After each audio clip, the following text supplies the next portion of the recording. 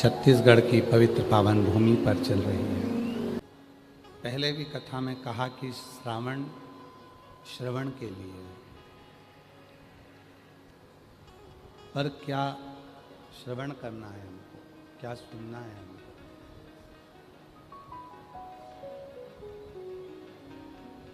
क्या धारण करना है हमको, ये हमारे और आपके ऊपर निर्भर करता है। मंदिर जाते हो आप लोग? हाथ उठाओ, कितने लोग जाते हैं? सभी जाते हो? रखो रखो, प्रणाम, नमन। जल चढ़ाते हो? जम के बोलो। कभी कभी दीपक लगाते हो? ठीक है। पर शिव महापुराण की कथा कहती है दीप दो तरह का होता है। एक मंदिर में लगाया जाता है, घर में लगाया जाता है, दरवाज़ों पर लगाया जाता है, और एक दीप वो होता है जो दिल में जगाया जाता है। दो दीप। मंदिर में जो दीपक लगाया है उसने मंदिर को रोशन किया। मंदिर में जो दीपक लगाया है उसने मंदिर को रोशन किया। घर में जो दीपक लगाया है उसने घर को रोशन किया। दरवाजे पर जो दीपक लगाया गया उसने द्वार को रोशन किया। पर एक दीप अपने भीतर होता है, और उस दीपक को जलाने के लिए ना आपको बाती की ज़रूरत पड़ती है, ना घी की ज़रूरत पड़ती है, ना माचिस की ज़रूरत पड़ती है। उस दीपक को जलाने के लिए अपने आत्मविश्वास की ज़रूरत पड़ती है।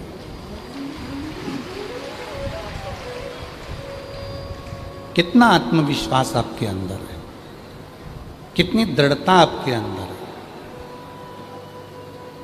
कितना भरोसा आपके अंदर है, यह आप पर निर्भर करता है। व्यक्ति क्या करता है? मंदिर में तो दीपक लगाता है, दरवाजे पर दीपक लगाता है, घर में दीपक लगाता है, पर अपने भीतर दीपक नहीं जला पाता। हमने पहले भी कहा था, एक विश्वास अपने आप पर, एक विश्वास अपने बाप पर, पिता पर, और एक विश्वास अपने देव अधिदेव महादेव पर जब हो जाता है तो जिंदगी के सारे कार्य सफल हो जाते हैं।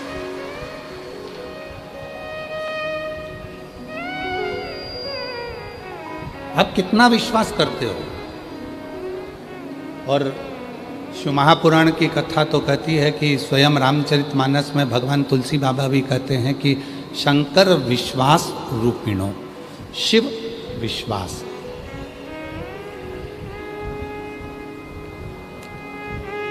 अभी पूरे भारत देश में ही नहीं, विदेश में भी गोस्वामी तुलसीदास जी की जयंती महोत्सव मनाया गया। सभी सनातनियों को उनके जयंती महोत्सव की बहुत बहुत बधाई हो, संपूर्ण देशवासी। परम पूज्य गोस्वामी तुलसीदास जी ने अपनी भाषा में कहा, अपनी वाणी में कहा कि शिव विश्वास है। आपके अंदर कितना भरोसा है वो हमको नहीं मालूम है, आपके भीतर कितना विश्वास है वो हमको नहीं मालूम है, पर आपका विश्वास कहाँ नजर आता है? आपका विश्वास किधर नजर आता है? कितना सुंदर कहा है, जिस दिन आपको आपके मम्मा पापा की बात अच्छी ना लगे, पड़ोसी की बात अच्छी लगे, जिस दिन आपको आपके घर के लोगों के शब्द अच्छे ना लगें, बाहर के लोगों के शब्द अच्छे लगें, जिस दिन भाई बहन से ज़्यादा दूसरों की बात अच्छी लगने लगे, तो समझ लेना कि तुम्हारी उस जिंदगी का अब कोई सार तत्व नहीं रहा। अब तुम शून्य पर आकर खड़े होने वाले हो। जी, जगत में केवल एक माँ और बाप ऐसे होते हैं जो तुमसे कोई चाह नहीं रखते। तुम्हारा बुढ़ापा भी आएगा ना, तुमसे चाह नहीं होगी। आप जितने बैठे हो, आपकी बूढ़ी माता ने और आपके बूढ़े पिता ने आपको दीपावली पर कितनी बार कपड़े मांगे आपके मम्मी पापा ने आपसे कपड़े? जिस माता पिता की उम्र 60 साल हो गई, 70 साल हो गई, 75 साल हो गई, 80 साल हो गई, वो आपके अपने बच्चों से कभी कपड़े नहीं मांगते कि मुझे दीपावली पर कपड़े दिलाओ। कोई बुजुर्ग माँ बाप अपना जेवर नहीं मांगता कि मुझे सोने चांदी की दुकान पर ले चलो और मुझे जेवर दिलाओ। क्या मांगता है बुजुर्ग? एक बूढ़ा व्यक्ति मांगता है तो केवल इतना मांगता है कि बुढ़ापे में तू मेरे साथ में रहे और मैं तेरे साथ में रहूं और मेरी जिंदगी ऐसी कट जाए। वो कहते हैं, किसी ने खूब कहा है कि तमन्ना तो जीने की बहुत है, तमन्ना तो जीने की बहुत है, पर उदास रहता हूं। क्यों? मैंने दूसरे पर भरोसा किया और अपने पर कर नहीं पाया। विश्वास है तो आप ये बरसते हुए पानी में, कीचड़ में, धूप में, पानी में, कीचड़ के अंदर छाता लगा लगा कर, आसन बिछा बिछा कर बैठे हो। कथा में आना, केवल इनके अंदर का विश्वास इतना प्रबल होता है कि ये खुद कथा को सुनने के लिए दौड़ पड़ते हैं और कथा के पंडाल में पहुंच जाते हैं। ये भक्त।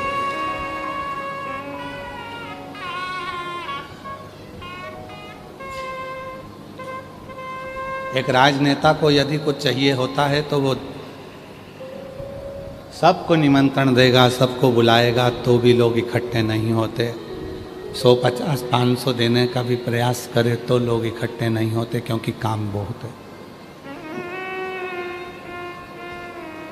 पर जिसके दिल में एक बार भरोसा दृढ़ हो जाता है, जिसके दिल में एक बार शिव रूपी विश्वास जागृत हो जाता है, फिर वो स्थान नहीं देखता, वो वहां जाता, पहुंचता,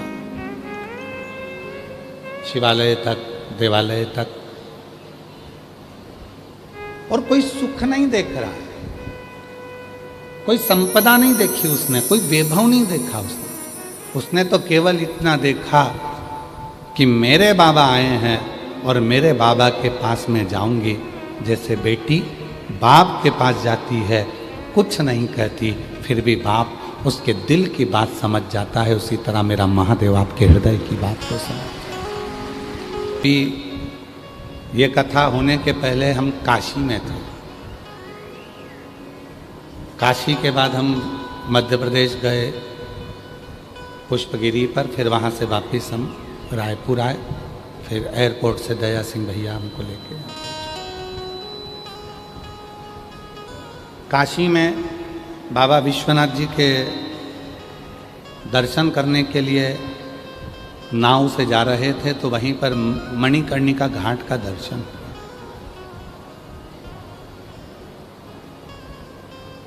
हमने आशीष से कहा, आशीष इधर आओ।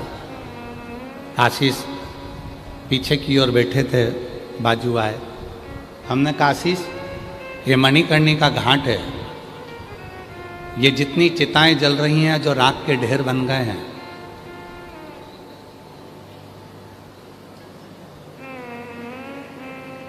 हमने कहा, आशीष एक मन में भाव है, अपन चलकर पूछते हैं मणिकर्णिका के घाट पर उतर कर नाव से विश्वनाथ जी का दर्शन कर कर आते हैं, फिर अपन मणिकर्णिका के घाट पर चलते हैं और वहाँ चलकर पूछेंगे कि जो ये जल रहा है, जो राख का ढेर बन रहा है, जिसको अंतिम संस्कार किया गया है, इसका मकान कितना बड़ा था, इसकी गाड़ी कितनी बड़ी थी, इसका बंगला कितना बड़ा था।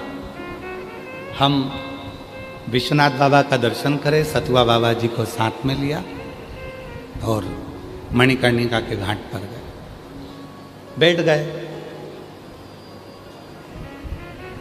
एक मुर्दा जल रहा था,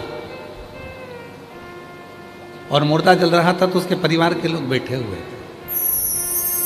हमने आशीष से कहा इनको अपने पास बुला के लाओ। वो थोड़ा मुंह उतार कर आए, हमारे पास में बैठे, बोले आप तो सीहोर वाला महाराज हो। हमने कहा बताओ, आज हमारे भाई साहब का अंतिम संस्कार हो रहा है और आप यहाँ दर्शन हुए। हमने कहा ये सब बात दूसरी है, पहले ये बताओ कहाँ से आए। कहा हम लखनऊ के पास के। अच्छा, मकान कितना बड़ा है? कहा 8,000 स्क्वायर फीट का मकान है। हमने कहा बहुत बड़ा। डबल मंजिल का बंगला है गुरुजी भाई साहब का। हमने बहुत बड़ी। क्या काम काज है? 3 पेट्रोल पंप हैं और बड़े बड़े डंपर चलते हैं और ट्रेवल्स का भी काम है और प्रॉपर्टी का भी काम है और सारा काम। ठीक है। डनलप का गद्दा है, एसी का रूम है, ब्रांडेड कपड़े हैं, ब्रांडेड जूता है, ब्रांडेड घड़ी है, ब्रांडेड पलंग है, ब्रांडेड इत्र है, सब कुछ। 8,000 स्क्वायर फीट के मकान में बंगला बना है, 2 करोड़ की गाड़ी में घूमता था और ब्रांडेड कपड़े पहनता था। और आज इतनी सी जगह में वहाँ भी मणिकर्णिका के घाट पर कहना पड़ रहा है भैया थोड़ा सा जगह और दे दो, यहाँ हमें मुर्दे को जलाना है। इतनी सी, केवल इतनी सी जगह है, इतनी सी जगह है, यहाँ मुर्दे को जलाना है। मुर्दे करोड़ों की गाड़ी में घूम लो, ब्रांड के कपड़े पहन लो, ब्रांडेड घड़ी पहन लो, ब्रांडेड परफ्यूम लगा लो, चाहे कितना भी धागे से 2 घंटे तक आईब्रो बनवा लो, चाहे 2 घंटे तक बैठकर डेंटिंग पेंटिंग करा लो, पर इतने बड़े मकान में रहने वाला भी एक दिन शमशान में जाकर आग लग जाती है और राख का ढेर बन जाता है। तब कौन आए? उस समय पर उस ईश्वर को याद करो। आप आना, वो अंतिम समय में आना जब कोई ना आए, तब तुम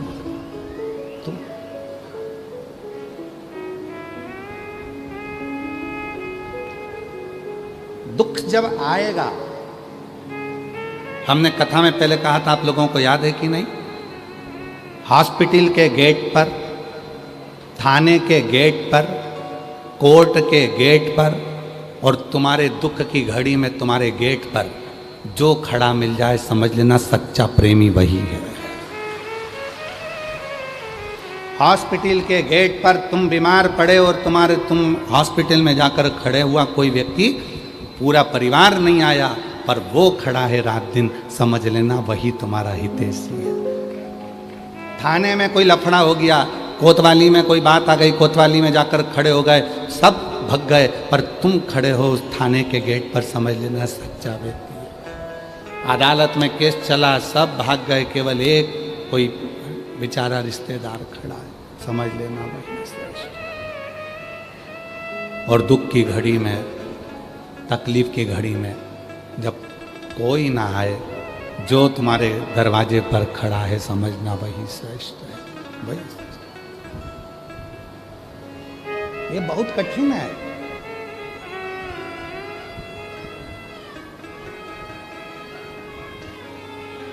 एक नियम, एक ईश्वर से लगन, और जब हम नियम के साथ में ईश्वर से लगन लगा लेते हैं तो निश्चित है हमारे जीवन में खुशियां आना प्रारंभ हो जाती हैं, सुख आना प्रारंभ हो जाता है। 33 कोटि देवता में केवल देवाधिदेव महादेव शिव ऐसे हैं जिनको तुम्हारी वस्तुओं की चाह नहीं।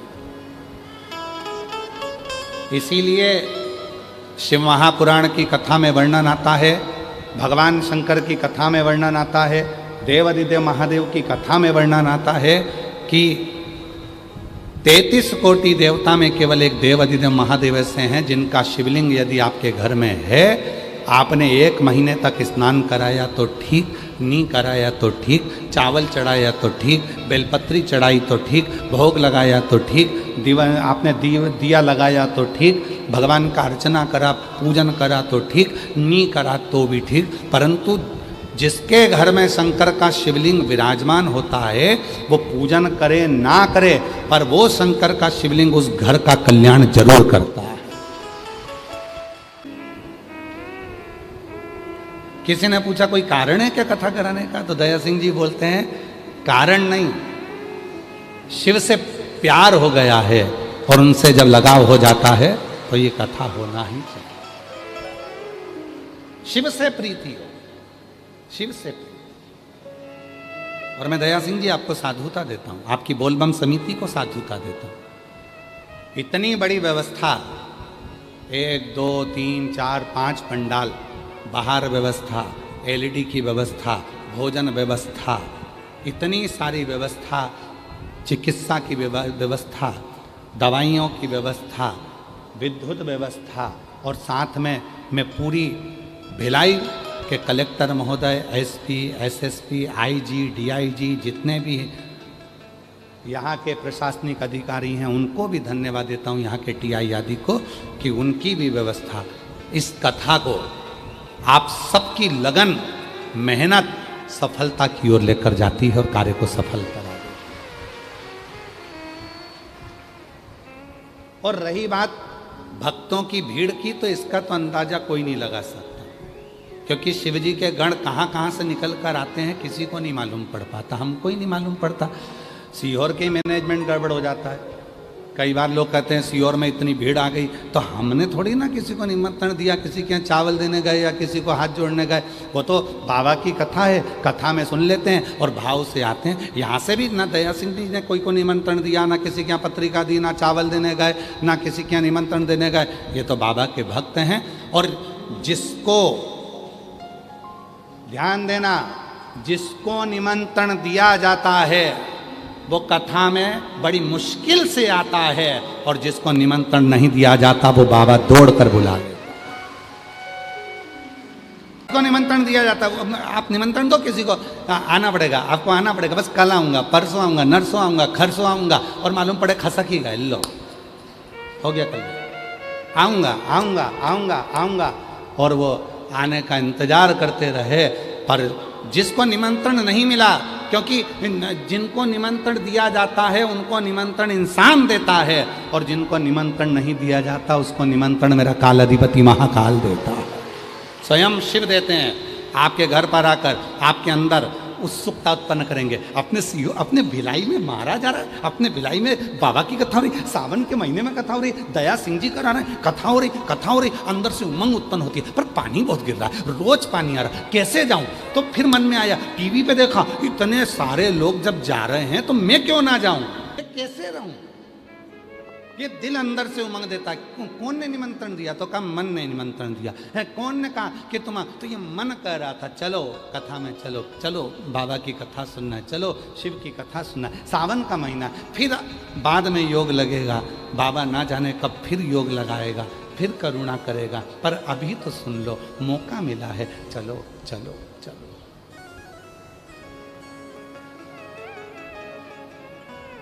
कितनी हो गई है? ये कौन से वर्ष की चल रही है? तीसरा। और छोड़ना मत ही तुम दया सिंह जी को, बजाओ जरा एक बार जोरदार, छोड़ना मत ही दया सिंह जी को। और सुनना है ना अभी तो उनको, अरे जम के तो बोलो, छोड़ना नहीं, पकड़ लेना इस दया सिंह को और चिल्लाते रहना वंस मोर वंस मोर। और भक्ति इसी को कहते हैं। पेट ना भरे महाराज, हृदय ना भरे, भर गया दिल ना भरा, हृदय खाली की खाली, अभी और चाहिए, और चाहिए, और चाहिए। वो मिलन की आस और बढ़े, फिर वही विश्वास, उसके प्रति एक दृढ़ता जब जागृत हो तो निमंत्रण की नहीं, शिव के बुलावे की जरूरत होती है और भक्त भाग पड़ता है, दौड़ पड़ता है। बोल बम का नारा है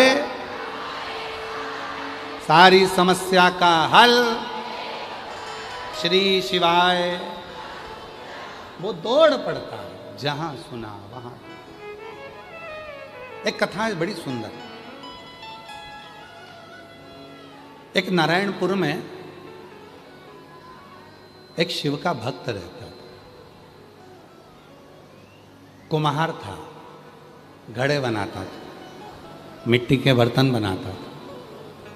उसका नाम था धनीराम। लोग उसको धनीराम कुम्हार कहते थे। शिव का परम भगत था। अब शिव के भक्त किसको कहेंगे? जो सिर पे चंदन का तिलक लगाएगा उसको शिव का भक्त कहोगे क्या? जम के तो बोलो जरा। नहीं। बहुत सारी जटा बाल बढ़ा लिए तो उसको शिव का भगत कहोगे क्या? नहीं। कपड़े चेंज कर लिए तो शिव का भगत कहोगे क्या?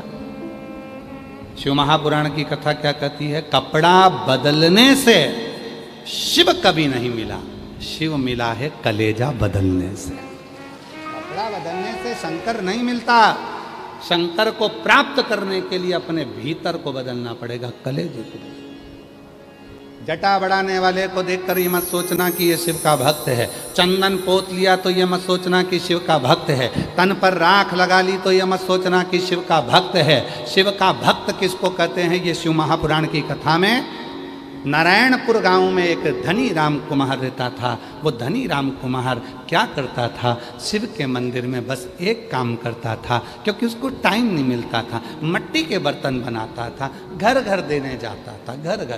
पहले के समय में ऐसा नियम था, मिट्टी के बर्तन बनाने वाले मिट्टी के बर्तन को बना के घर पर दे के जाते थे, अपने से धान लेकर जाते थे, चावल ले जाते थे, गेहूँ ले जाते थे, सामान ले जाते थे और मिट्टी का बर्तन दे जाते थे।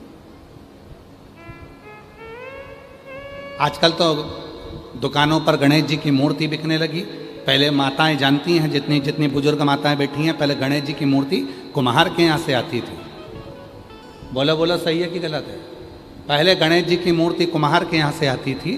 कुम्हार डले में मूर्ति लेकर जाता था, दरवाजे पर जाकर घर पर आवाज़ लगाता था, गणेश जी की मूर्ति देता था और अपने डले में वो अनाज ले लेता था।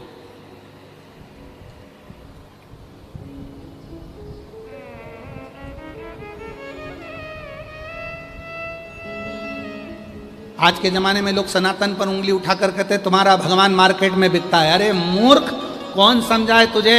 भगवान मार्केट में नहीं बिकता, गरीबों का पेट भरने के लिए भगवान मार्केट में आ जाता है।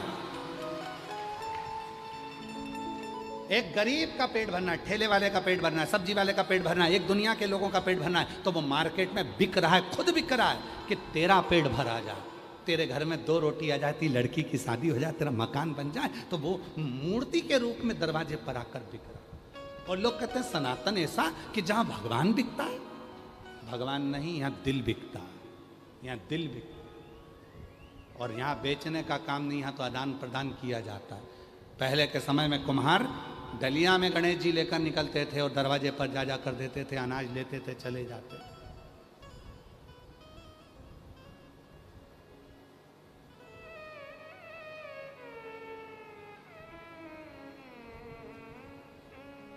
दीपावली के टाइम पर माता लक्ष्मी जी बाजार में बिक रही थी, मिट्टी की मूर्ति। देव ऋषि नारद जी ने देख लिया, नीचे आ गए, लक्ष्मी जी के पास पहुंचकर बोले माता जी गजब हो गया। पूरे भिलाई शहर में, पूरे रायपुर में, पूरे छत्तीसगढ़ में, पूरे मध्य प्रदेश में, पूरे भारत की भूमि पर, पंजाब, हरियाणा, राजस्थान, जहाँ जाओ, महाराष्ट्र आदि सब लक्ष्मी जी आपकी मूर्ति बिक रही है, आप बिक रहे। देव ऋषि नारद जी से लक्ष्मी जी ने कहा, नारद ये तेरी गलत फहमी है, मैं बिक नहीं रही हूं। जिनके घरों में अलमारी में कैद थी, आज मैं उसके दरवाजे में अलमारी में से निकलकर गरीब के पास जा रही हूं और गरीब के पास से निकलकर अलमारी के उसके सेठ के दरवाजे तक जा रही हूं। आदान प्रदान है दोनों। यहां मैं बिकी नहीं हूं, यहां मेरा बिकने का काम नहीं। धनीराम कुम्हार बर्तन लेकर देने जाता था। टाइम नहीं मिलता था, बर्तन बनाए सुखाए, बर्तन बनाए सुखाए, बेचे, बेचारा अकेला कहाँ करे, तो वो टाइम नहीं मिलता। तो शिव जी के मंदिर में केवल एक ही टाइम जाता था, कभी भी 24 घंटे में से जो समय उसको मिलता था उस समय वो शिव के मंदिर में जाता और दिया लगाकर आ जाता, दीप लगाया और बस एक नियम था, मट्टी का दिया लगाकर शिव के मंदिर में आ प्रज्वलित करा, आ गए। नियम से काम करता, नियम से भजन करता, और दिन रात मट्टी के बर्तन बनाए तो भगवान का भजन, घर में रहे तो भगवान का भजन, स्मरण, कीर्तन, मंत्र, जाप। और शिव तो शिव है। कहीं मेरे शिव महापुराण की कथा में ऐसा कहीं नहीं लिखा कि तुम अपना घर छोड़कर किसी नदी के तट पर जाकर बैठकर तप करो। शिव महापुराण में यह भी नहीं लिखा कि तुम अपना घर छोड़ दो। शिव महापुराण में यह भी नहीं लिखा कि तुम अपना परिवार छोड़ दो। शिव महापुराण में यह भी नहीं लिखा कि तुम अपना घर, परिवार, कुटुंब, कबीला छोड़कर संत बन जाओ, साधु बन जाओ, सन्यासी बन जाओ। शिव महापुराण में यह भी नहीं लिखा, क्योंकि भगवान शंकर सीख देते हैं, मैं सुख हो चाहे दुख हो अपनी पत्नी को नहीं छोड़ता, अपने बच्चों को नहीं छोड़ता, अपने परिवार को नहीं छोड़ता और अपने गांव को नहीं छोड़ता।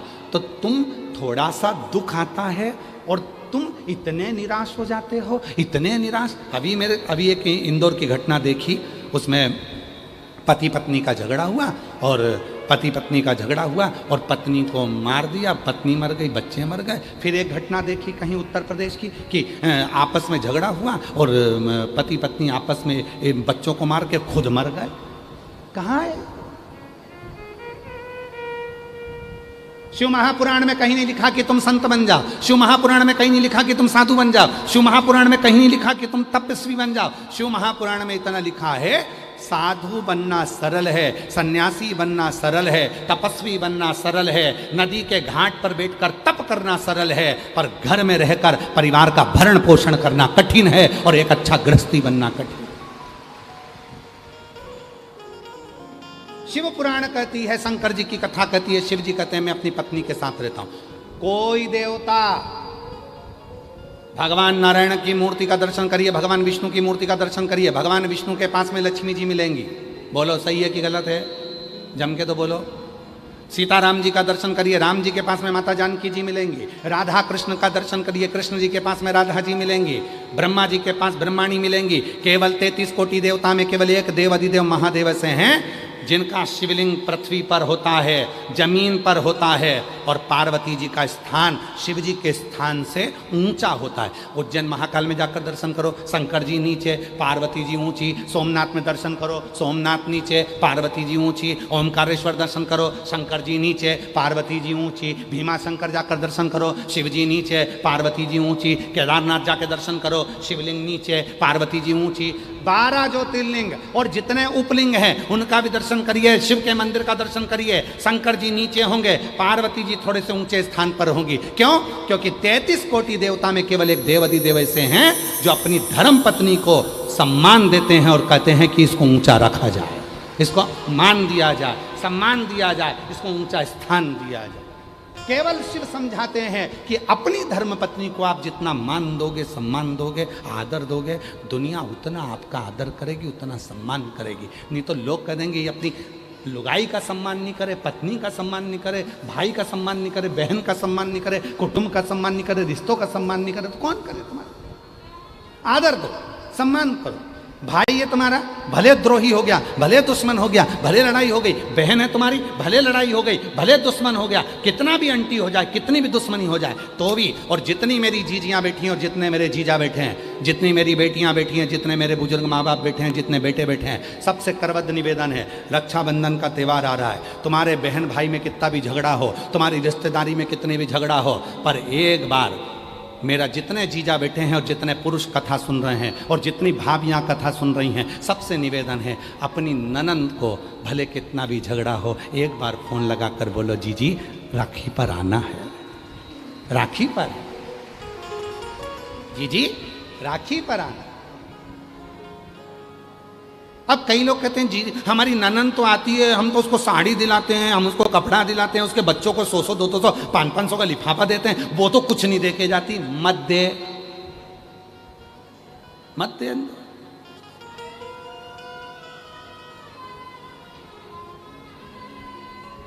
कथा कहती है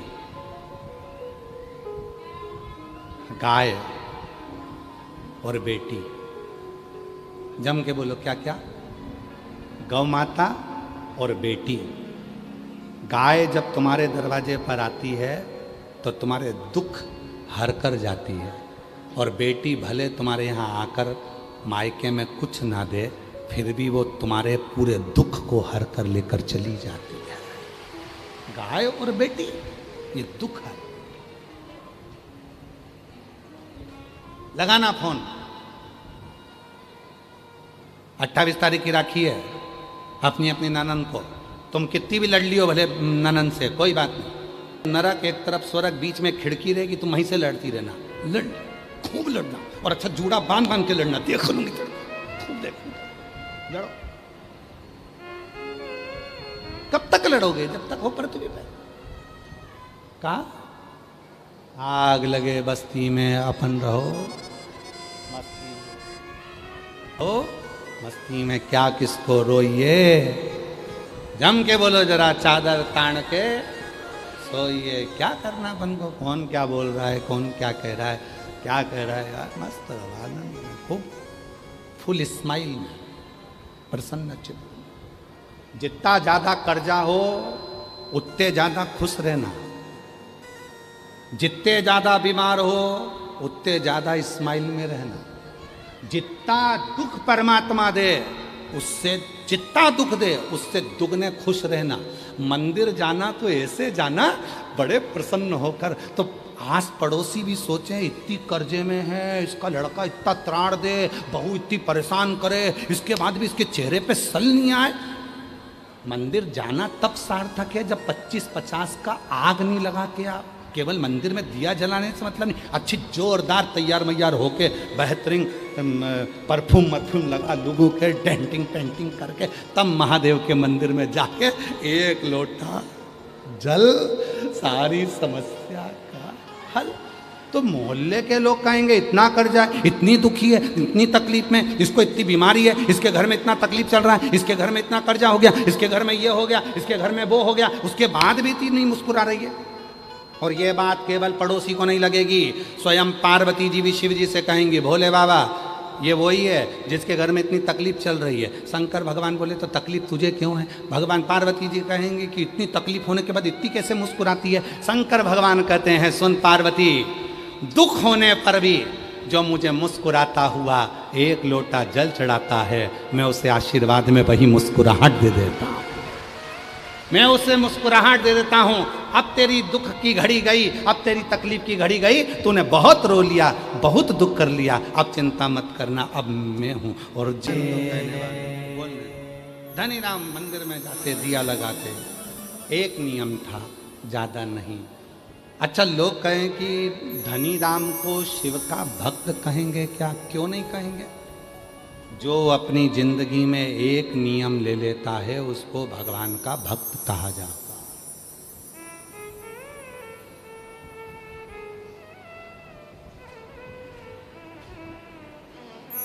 उसको भगवान का भक्त कहा।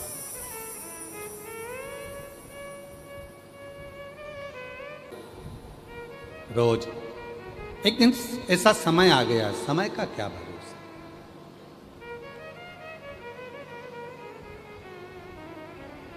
समय का कोई भरोसा नहीं।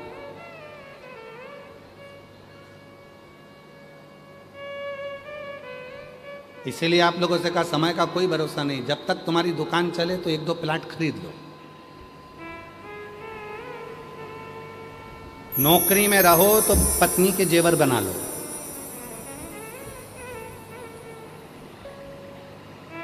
जब तक तुम्हारे घर में चले तब तक सारे तीर्थ करो, दान करो, पुण्य करो। जब तक शरीर चले तब तक कथा में चलो, और जब तक दुकान चले प्रॉपर्टी लो, रकम लो, गाड़ी लो, मना नहीं, घर बनाओ, नौकरी चले, सब कर लो। चलते चलते में कर लोगे तो ज़्यादा अच्छा।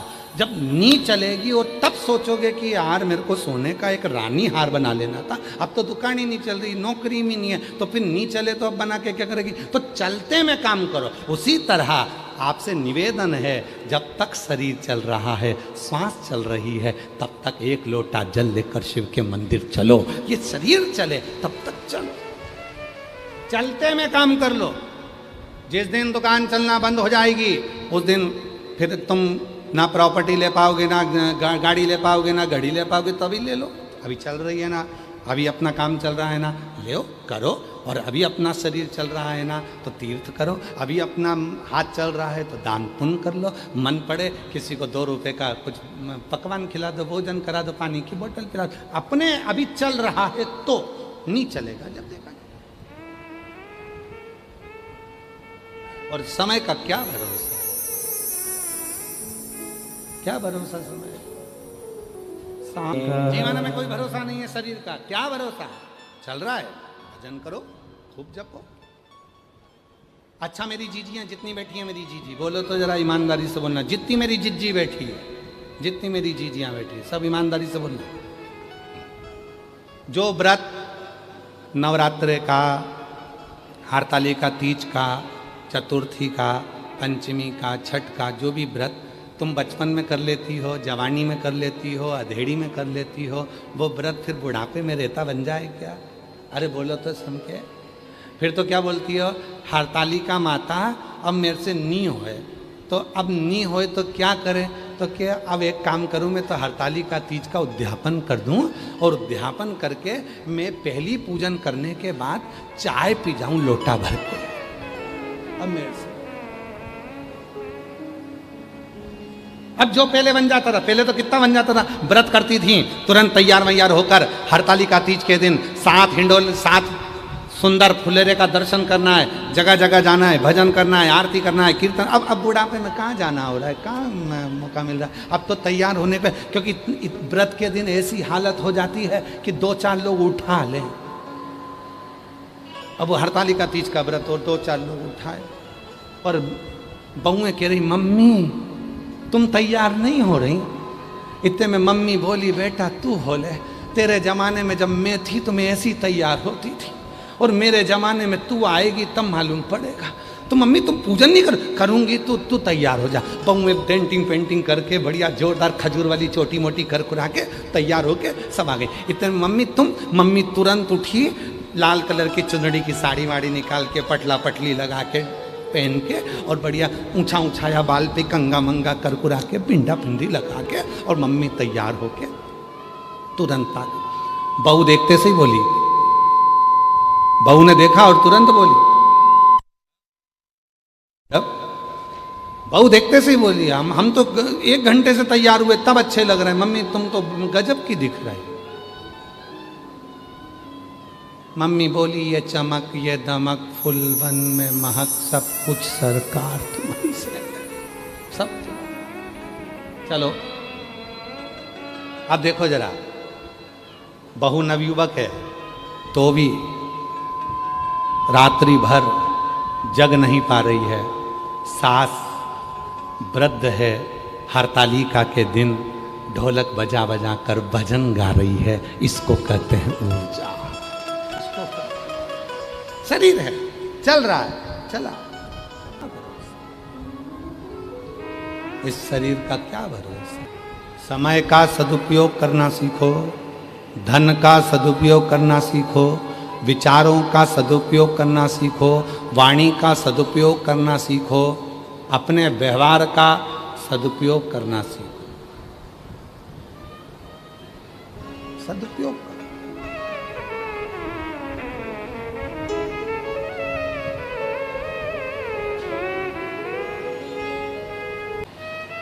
गुरुदेव आपने अपनी कथाओं में कन्यादान के महत्व के बारे में बताया, परंतु वो पिता माता क्या करें जिनकी कोई कन्या संतान ही नहीं है? क्या कन्यादान किए बिना कन्यादान का फल पाया जा सकता है? जिनकी कन्या ही नहीं है वो कन्यादान कैसे करे? अरे भाई, सीधा सीधा काम है। कन्यादान में जितना धन लगता है वो इकट्ठा करो। बेटी की परवरिश में जितना धन लगता है वो सोच के रखो। अपने परिवार में, अपने कुटुंब में, अपने मोहल्ले में, अपनी कॉलोनी में, अपनी सोसाइटी में और अपने जिले में अगर कोई कन्या पढ़ना चाहती है, उसके पास पढ़ने का धन नहीं है, वो पढ़ना चाहती है, वो बढ़ना चाहती है और आपके घर में बेटी नहीं है, तो उसको पढ़ाओ, उसको आगे बढ़ाओ। उसका कन्यादान करने के बराबर तुमको फल प्राप्त हो। जरूरी नहीं है कि हमारे घर में बेटी नहीं है तो हम कन्यादान का फल कैसे मिलेगा? कन्यादान का फल मिलेगा। पहले अपने परिवार में देखो, कोई लड़की पढ़ना चाहती है, उसके पास पैसा नहीं है, उसको पढ़ाओ। परिवार में सबके पास है तो मोहल्ले में देखो, मोहल्ले में सबके पास है तो गांव में देखो, गांव में सबके पास है तो अपने क्षेत्र में, पंचायत में देखो। कोई तो मिलेगा जिसको पढ़ना है, जिसको पढ़ना है। और मेरी जीजियों, एक बात याद रखना, हमने इसी जयंती स्टेडियम में जब दया सिंह भैया आपने जब पिछली बार कथा करवाई थी, तो इसके पहली वाली कथा 2024 की, तो उस समय पर हम एक बात कहे थे, आपके स्मरण में था और आपने उस बात के लिए कहा भी था कि गुरुजी ये गजब की बात है। उस समय हमने कहकर गए थे कि एक बेटी के लिए सबसे बड़ा कन्यादान क्या होता है? अलमारी देना, फ्रिज देना, गाड़ी देना, बंगला देना, सामान देना। एक बेटी का सबसे बड़ा कन्यादान क्या होता है? तो हम 2024 में यहाँ कहकर गए थे, एक बेटी को अगर कन्यादान में कुछ देना चाहते हो तो अच्छी शिक्षा दीजिए और अच्छी पढ़ाई कराओ, अच्छी एजुकेशन कराओ, जिससे बेटी अपने पाँव पर खड़ी हो सके। और मैं दया सिंह भैया आपको साधुवाद देता हूँ इस चीज़ के लिए। हमारे दया भैया ने भी कई बच्चियों को, जैसे सीहोर में कुबरेश्वर धाम पर जो बच्चों की पढ़ाई कराई जाती है, लगभग 1000-2000 बच्चे सीहोर कुबरेश्वर के धाम से आप लोग जो सहयोग देते हो उससे बच्चे बच्चियां पढ़ते हैं। उसमें दया सिंह भैया का भी बहुत बड़ा योगदान है। एक बार जोरदार ताली बजाएं श्री दया सिंह भैया। साधुता है बेटी, शिक्षा दो। सबसे बड़ा कन्यादान क्या है? सोने की अंगूठी नहीं, जेवर नहीं, ये सब अपनी जगह पर है, गाड़ी अपनी जगह पर, बंगला अपनी जगह पर। कन्यादान में तुमने ये दिया, कन्यादान में वो दिया, 1000 आदमी को भोजन कराया, रिसेप्शन कराया, 50 आदमी का, 500 आदमी का, 100 आदमी का, हमने रिटर्न गिफ्ट ये दिया, हमारी बहन आई थी तो हमने ये दिया। ये सब बात की बात है, पर सबसे बड़ा दान अगर कुछ है तो शिक्षा दान है, जो अपनी बेटियों को, अपने बच्चों को अच्छी शिक्षा दीजिए, अच्छा एजुकेशन दीजिए, अच्छा कॉलेज दीजिए, अच्छी पढ़ाई कराइए।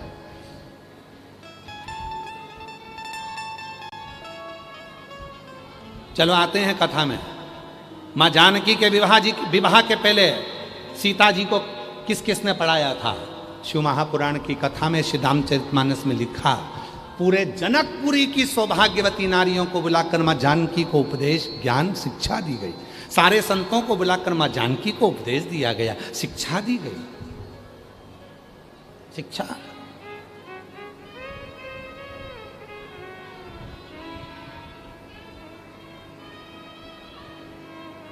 पार्वती मैया का विवाह हुआ, उसके पहले जब पार्वती जी की माता मेनावती को मालूम पड़ा कि पार्वती जी का विवाह शिव जी के साथ हो रहा है, वो तो नग्न वेशधारी और भूत प्रेत साथ में चलते हैं, उनके साथ बेटी कैसे भी आओ? तो भगवान हिमालय राज ने सबसे पहले शिक्षा अध्ययन करवाई अपनी धर्मपत्नी मेनावती को।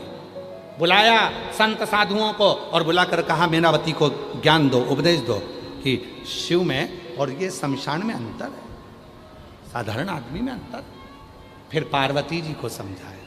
पार्वती जी को किसने उपदेश दिया था? किसने? हमको नहीं मालूम। हमने एक बार कथा में कहा था कि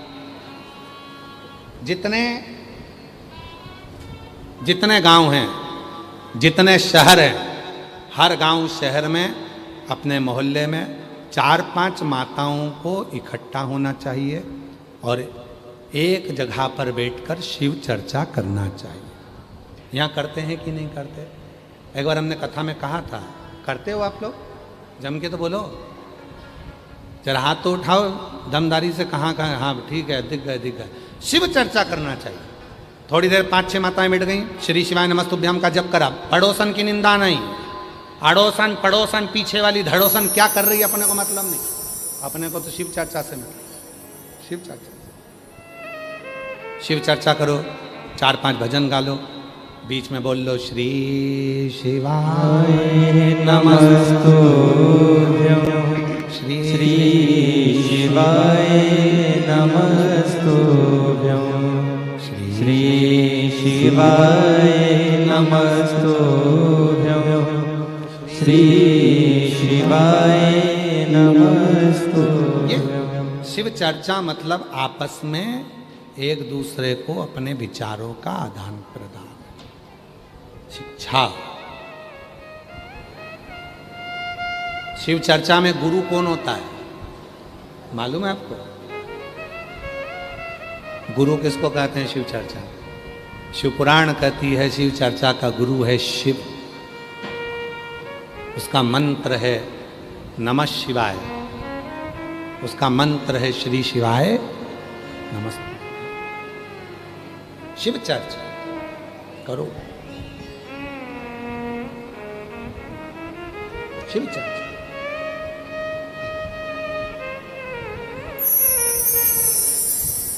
वो गुरु है,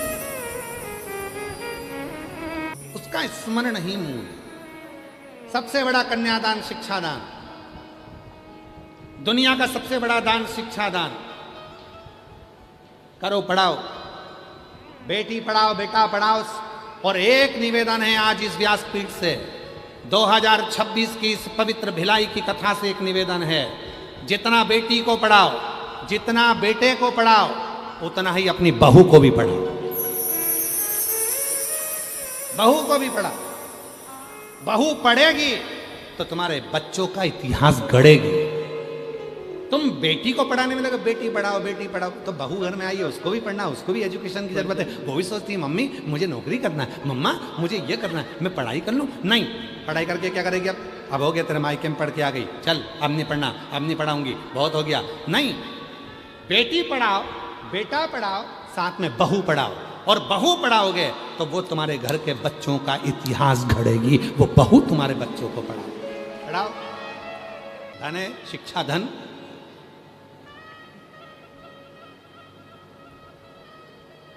पढ़ो।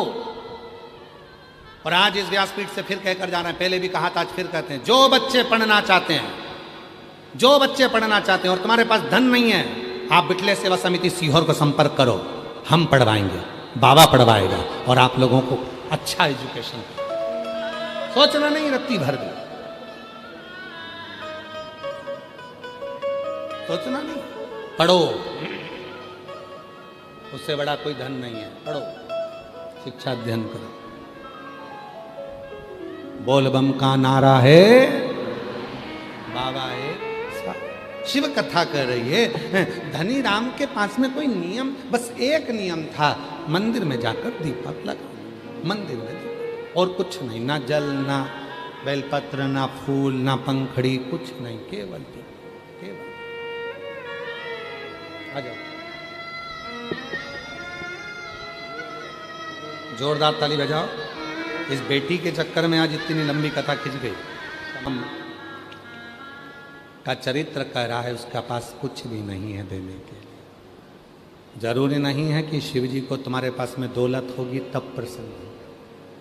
33 कोटि देवता में केवल एक देव अधिदेव महादेव ऐसे हैं जिन्हें ना तुम्हारा अंबर चाहिए, ना तुम्हारा पीताम्बर चाहिए, ना तुम्हारा धन चाहिए, ना तुम्हारी दौलत चाहिए, ना तुम्हारा सत्ता चाहिए। फूल भी दे सको तो देना, ना दे सको जल भी दे सको तो देना, ना दे सको तो 3 बार ताली बजा देना, उतने में शिव प्रसन्न हो जाते हैं। और ये भी ना कर पाओ तो शिखर दर्शनम सर्व पाप नाशनम, वो भी ना बन सके तो शिखर का दर्शन।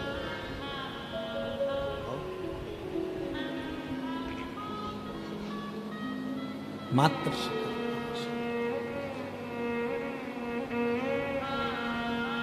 ज्यादा नहीं, कुछ थोड़ा महाराज, थोड़ा। शिव तत्व कह रहा है।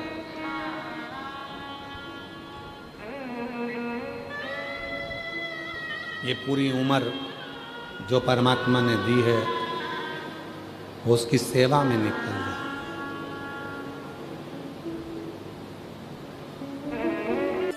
प्रार्थना करेंगे, निवेदन करेंगे, विनय करेंगे बाबा को, हृदय से, भाव से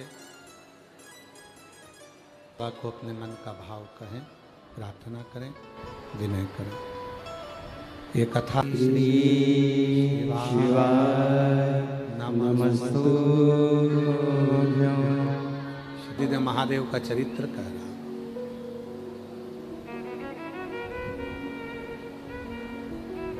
भगवान शिव की कथा कह रहे, शिव महापुराण कथा कह रहे। धनीराम कुम्हार, एक नियम, केवल एक नियम, और वो नियम है शिव के मंदिर में दीप लगाना। कोई नियम, ए मेरी जीजियों, ए मेरे जीजाओं, मेरी बेटियों, मेरे बुजुर्ग माँ बाप जितने बैठे हैं, मेरे बेटा ध्यान देना, अपनी जिंदगी में अगर एक नियम भी आपने धारण कर लिया तो वो नियम आपको आपकी मंजिल तक पहुंचा देगा। एक नियम, कोई सा, कोई। हर हर महादेव। एक नियम अपनी जिंदगी में आपने कोई सा भी धारण करा, वो आपको आपके लक्ष्य तक, मंजिल तक भेजे, मंजिल तक पहुंचा। और वह नियम ही श्रेष्ठ है।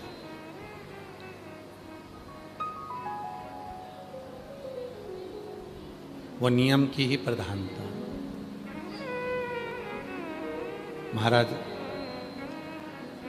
गांव में पड़ गया, कल समय का कोई भरोसा नहीं, समय का कोई नहीं भरोसा,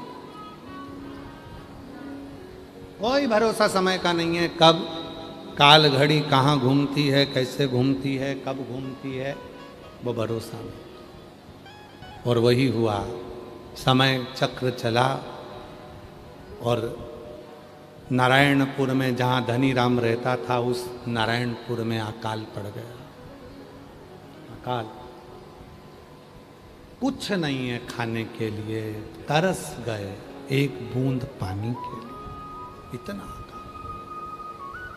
सारे गांव के लोगों ने विचार कर लिया कि अब अपने को अपने गांव में नहीं रहना, छोड़ो इस गांव को, इस गांव को छोड़कर जाना है, क्योंकि इस गांव में अब कछु नहीं बचा, कुछ नहीं है, चलो इस गांव को छोड़कर चलो, छोड़ो इस गांव को। पूरा गांव खाली होने लगा, सब जाने लगे। और पूरा गांव जब खाली होने लगा, सब जाने लगे, समझ, पूरा गांव खाली होने लगा, सब जाने लगे। तब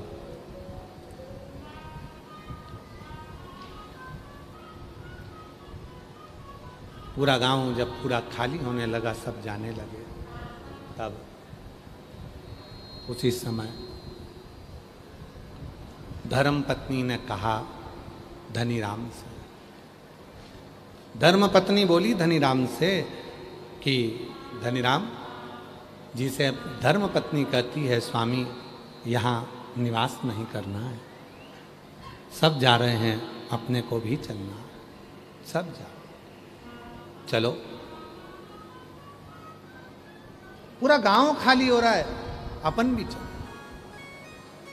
नहीं, धनीराम ने मना कर दिया, मैं नहीं जा सकता। धनीराम कुम्हार बोला, मैं नहीं जाऊंगा। हमारा सनातन धर्म कितना विचित्र है, उसको देखिए जरा। लोग कहते हैं कि ये जाति में लोगों को बांट दिया, ये ब्राह्मण है, ये क्षत्रिय है, ये वैश्य है, ये शूद्र है।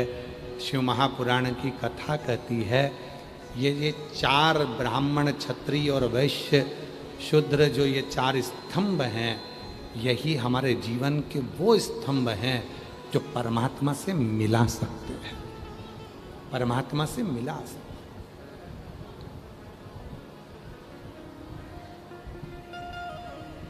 जो परमात्मा से मिला सकते हैं, ये वो स्तंभ जो परमात्मा से मिलन का कार्य कराते हैं। चाहे ब्राह्मण होगा वो भी परमात्मा से मिलन कार्य कराएगा, क्षत्रिय होगा वो भी भगवान से मिलन का कार्य कराएगा, वैश्य होगा वो भी मिलन भगवान से मिलन का कार्य करवाएगा, और शूद्र होगा तो वो भी परमात्मा से मिलन का कार्य कराएगा।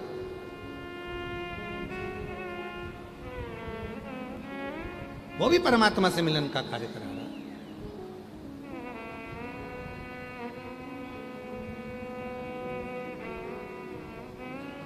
ईश्वर से मिलन हो वो ईश्वर से। धनीराम मैं नहीं जाना, मुझे नहीं जाना है, मुझे यहीं रहना है। पत्नी करे कि पूरा गांव चला गया, पूरा नगर चले गया, सब सूना पड़ गया, और तुम कह रहे हो कि यहाँ रहना, अकाल पड़ रहा है, भूखे मर जाओगे, क्या बचा है यहाँ पर। धनीराम कुमार ने कहा कुछ भी हो मैं नहीं जा सकता, मैं। पत्नी नाराज हो गई, चली गई, बच्चे चले गए। धनीराम कहता है मैं कैसे चले जाऊं, भले भूखा मर जाऊंगा, कुछ ना मिलेगा, पर कम से कम यहाँ जो शिव का मंदिर है जहाँ मैं एक दीपक रोज लगाता हूँ वहाँ दिया तो लगाऊंगा। भगवान कहेंगे कि अकाल पड़ा और तुम मुझे छोड़कर चले गया। मैं अपना नियम नहीं छोड़ सकता, मैं अपना नियम नहीं छोड़ूंगा। ये वाले माइक बक्से नहीं चल रहा, सुनो, एक नियम में नहीं छोड़ सकता, मैं उस नियम को नहीं छोड़ूंगा, मैं नियम नहीं त्याग सकता, मैं नियम नहीं छोड़ सकता। पत्नी चली गई, बच्चे चले गए, सारा गांव चले गया। धनीराम कुम्हार मंदिर जाता रहा, कुछ नहीं था। पेड़ों की पत्ती को तोड़कर सुखाकर उसका तेल निकालकर वृक्षों से उसका दीपक लगाने लगा, पर नहीं गया। भूखा मरता रहा, नहीं गया। नियम ना टूट जाए मेरा। एक दिन ऐसा हुआ, धनीराम दिया लगाने के लिए शिव के मंदिर में गया था, तभी देव अधिदेव महादेव ने बूढ़े का रूप रखा और आ गए। बूढ़े का, और बूढ़े का रूप रखकर मेरे भोलेनाथ आते हैं और कहते हैं भैया बहुत भूख लगी, कुछ मिलेगा क्या? हमने आपसे कहा था भूखे को भोजन, प्यासे को पानी, जय बाबा बर्फानी। शिव की सबसे बड़ी सेवा क्या है? भगवान शंकर की सबसे बड़ी सेवा क्या है? अपने घर में कोई बुजुर्ग है, माता पिता है, उनके भोजन करा देना, उनकी सेवा कर लेना, ये शिव सेवा। अपने से बड़ा कोई आया है उसका आदर कर लेना, सम्मान कर लेना, उसका मुख झूठा करा देना, ये शिव की सेवा, ये शंकर की सेवा।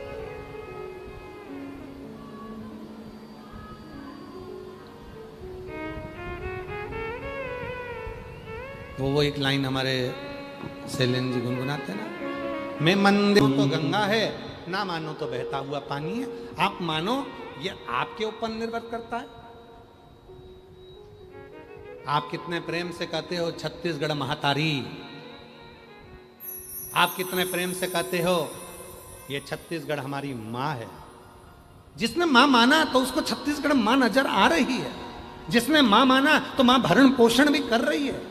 जिसने माँ मान लिया कि छत्तीसगढ़ हमारी महतारी है, छत्तीसगढ़ हमारी माँ है, तो उसके लिए छत्तीसगढ़ महतारी अपनी भूमि में से उपज दे देकर कहीं लोहे का खदान दे देती है, कहीं अंबारियां दे देती है, और कहीं अन्न का दाना दे देती है। वो छत्तीसगढ़ महतारी तुम्हें भूखी नहीं रखती है। जिसने माँ माना है इस छत्तीसगढ़ को, जिसने महतारी मान लिया मेरी माँ है, तो उसने माँ जैसा निभा दिया, माँ जैसा।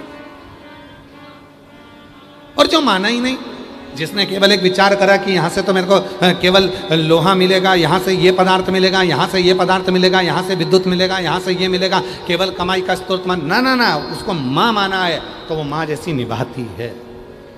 शिव तत्व, शिव कथा कहती है महाराज, हमारे भीतर में जो भाव होगा वो भाव में हमें परमात्मा का दर्शन, वो भाव।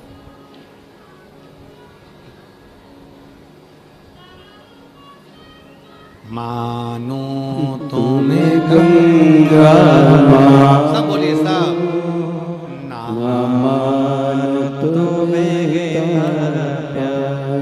धनी राम जी ने विचार कर लिया कि मैं नहीं जाऊंगा। शिव जी परीक्षा लेने आ गए, बूढ़े का रूप रख कर आए और बूढ़े का रूप रख कर पहुंचे। और बूढ़े का रूप रख कर जैसे ही पहुंचे, मुझे भूख लगी है बाबा, तुम्हारे यहाँ भोजन मिलेगा क्या? बाबा कहें यहाँ तो अकाल पड़ा हुआ है, कुछ भी नहीं है। तो इतने में भोलेनाथ जो बूढ़े का रूप रख कर आए थे, शिव जी जो बूढ़े का रूप रख कर आए थे, भगवान ओघड़दानी ने कहा, जब बाबा यहाँ भोजन नहीं है, यहाँ अकाल पड़ा हुआ है, यहाँ पानी नहीं है, कुछ भी नहीं है, तो तुम क्यों रह रहे हो यहाँ? क्यों? किस लिए? काय के लिए? बाबा कहने लगे, बस मेरा एक नियम है, एक नियम। मैं शिव जी के मंदिर में रोज आता हूं, दीपक लगाता हूं, कहीं मेरा नियम ना टूट जाए, इसलिए मैं यहां से जाना नहीं चाहता। बाबा अकाल पड़ा हुआ है और तुम ना जाने की बात करते हो, तो तुम्हारे तो प्राण छूट जाएंगे। धनी राम कुम्हार ने कहा, यदि मेरा विश्वास पक्का है तो मुझे जाने की जरूरत नहीं पड़ेगी। और यही बात हमने पहले भी कहा, केदारनाथ बाद में जाना, अमरनाथ बाद में जाना, कैलाश मानसरोवर बाद में जाना, सबसे पहले अपने घर के पास में जो शिव जी का मंदिर है वहां जाकर एक लोटा जल चढ़ाना प्रारंभ करना, तब वो खुद बुलाएगा। साधना यहीं बैठकर करूंगा, मैं शंकर की उपासना यहीं बैठकर करूंगा, मैं नहीं जाता। शिव ने परीक्षा ली, पास हो गया, और मेरे भोले बाबा ने करुणा कर दी।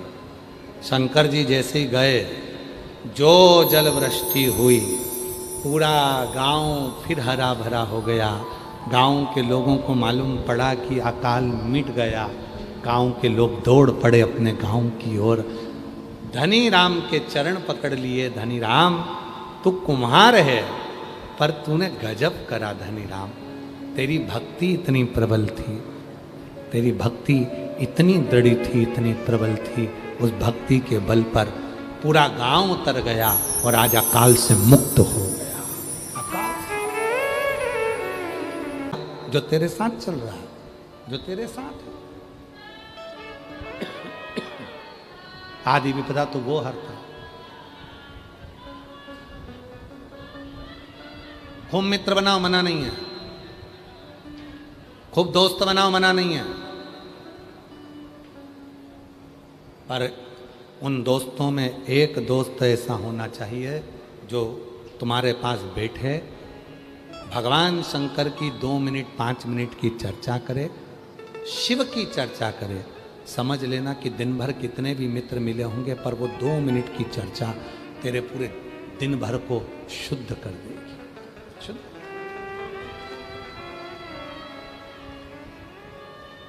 दो मिनट की चर्चा क्या है? ये शिवपुराण की कथा क्या है?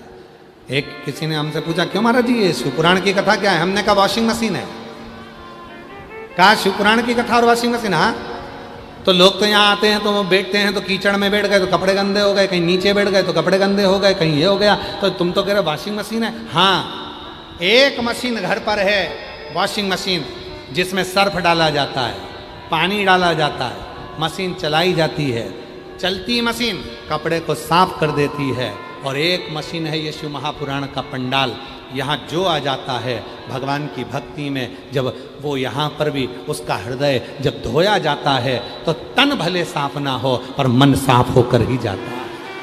मन साफ होकर कथा कह रही है, भगवान शंकर का चरित्र कह रहा है, शिव महापुराण की कथा कर रही है। माता पार्वती जी मैया, माँ जगज्जननी जगदम्बा अम्बा, माँ स्वयं जगज्जननी अम्बा जगदम्बा ने जब तारकासुर के विचारों को, तारकासुर के भावों को जाना, ये तो असुर है, राक्षस है, पर इसके अंदर का भाव कितना शुद्ध है कि वो मांग क्या रहा है कि मैं अगर मरूं तो शिव जी के पुत्र के द्वारा मरूं,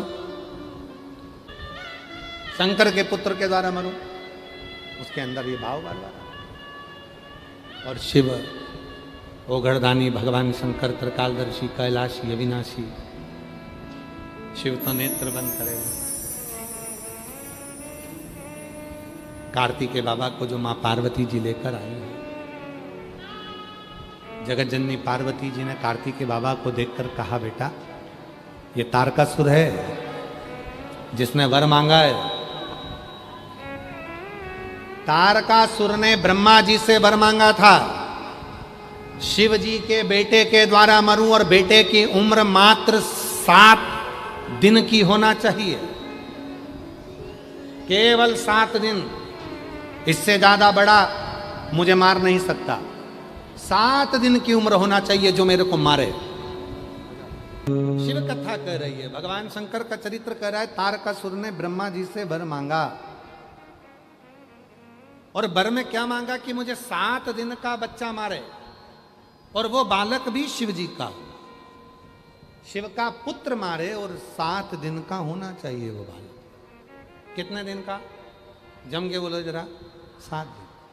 और हमने पहले काशी की कथा में कहा था, श्रीमद् भागवत कितने दिन की होती है? जम के बोलो जरा। 7 दिन। शिव पुराण 7 दिन। दिन कितने मिले जन्म के? आपके और हमारे रविवार, सोमवार, मंगलवार, बुधवार, गुरुवार, शुक्रवार, शनिवार। मरेंगे कितने दिन में? यही 7 दिन। कोई रविवार को जाएगा, कोई सोमवार को, कोई मंगल को, कोई बुध को, कोई गुरु को, कोई शुक्र को, कोई शनि। पूरे 7 दिन। बचा क्या? कुछ नहीं। फिर वही वाली बात आ गई, मणिकर्णिका का घाट, जो हमने आशीष से कहा था। इतना बड़ा महल, इतनी बड़ी बिल्डिंग, 8000 स्क्वायर फीट का बंगला है, करोड़ों की गाड़ी है, करोड़ों के ब्रांडेड कपड़े हैं, ब्रांडेड जूते हैं, ब्रांडेड घड़ी है, और मालूम पड़ा एक दिन शमशान में ना गाड़ी थी, ना बंगला था, ना डनलफ का गद्दा था, केवल शिव था और वो पुकार थी। केवल वही राख का ढेर। और कौन मिलेगा शमशान में? परिवार वाले आग लगाएंगे, बाहर चले जाएंगे। और जब तन में उठेगी ज्वाला, कोई पास ना आने वाला। जब तन में, अभी तो कितना मम्मी मम्मी, पापा, मेरी माँ, और लड़ाई होती है, ये मेरा, वो मेरा, और दिन भर लड़ते हैं, मेरा घर, मेरा पत्नी, मेरा बच्चा, मेरा बेटा, दादी, दादा, कितना प्यार करते हैं। और जिस दिन मरोगे, जब तन में उठेगी ज्वाला, कोई पास ना आने वाला। घड़ी कपड़े की दुकान पर ठीक नहीं होती है, घड़ी शॉपिंग मॉल में ठीक नहीं होती है। घड़ी को ठीक करना है तो घड़ी की दुकान पर ले जाना पड़ेगा। उसी तरह घड़ी बनाने वाला केवल एक है, जिसने घड़ी बनाया, पंचांग बनाया, समय बनाया, वार बनाया, तिथि बनाई, नक्षत्र बनाया, समय बनाया, उसको कालाधिपति कहते हैं। उसका नाम महाकाल है। घड़ी खराब हो तो घड़ी की दुकान पर ले जाओ, और समय खराब हो तो देव अधिदेव महादेव के पास चले जाओ। सुधरना प्रारंभ, सवरना प्रारंभ। दिन का बालक पार्वती जी ने गोदी में लिया षडानंद कार्तिकेय को, कहा जाओ संहार करो तारकासुर का। 7 दिन का बच्चा कैसे संहार करे? कैसे? पार्वती माता ने कहा, मैंने तुझे शक्ति दी है, जा संहार कर। जब शिव और शक्ति की शक्ति हमारे भीतर आती है तो छोटे से छोटा बच्चा भी एक दिन कमाल का काम कर जाता है, छोटे से छोटा। इसीलिए शिव पुराण कहती है, हिम्मत मत हारो कभी जिंदगी में, अपने लक्ष्य को मार्ग कर कर चलते जाओ। कोई कह दे तू डॉक्टर नहीं बन सकता, उसको डॉक्टर बनकर दिखाओ। कोई कह दे तू IAS ऑफिसर नहीं बन सकता, इतनी पढ़ाई कर, दिन रात एक कर दे, IAS ऑफिसर बनकर दिखाओ। कहो हमारे लक्ष्य तक हमें पहुंचना आता है।